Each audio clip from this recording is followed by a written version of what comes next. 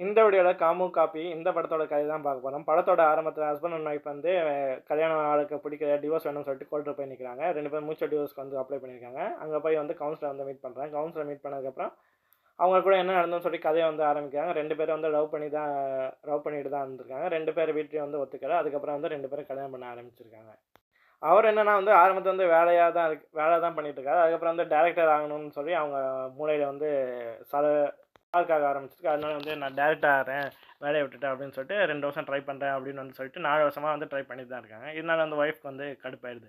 நான் வேலைக்கு போயிட்டே இருக்கேன், ஃபேமிலியும் வந்து செட்டில் ஆக முடியல, குழந்தைய வந்து பெத்துக்க முடியல அப்படின்னு சொல்லிட்டு அவங்களுக்கு கடுப்பாயிட்டே இருக்கு. இதனால 2 பேருக்கு நடுவுல டெய்லி சண்டை வருது. அப்புறம் ஒண்ணு சேர்றாங்க, சண்டை வருது, ஒண்ணு சேருது, சண்டை வருது, ஒண்ணு சேர்றாங்க.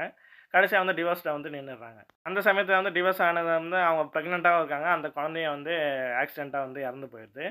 அப்ப வந்து அவருக்கு ஒரு புரொடியூசர் வந்து கிடைக்கிறாரு. அவர் கதைய வந்து புரொடியூஸ் பண்றதுக்கு.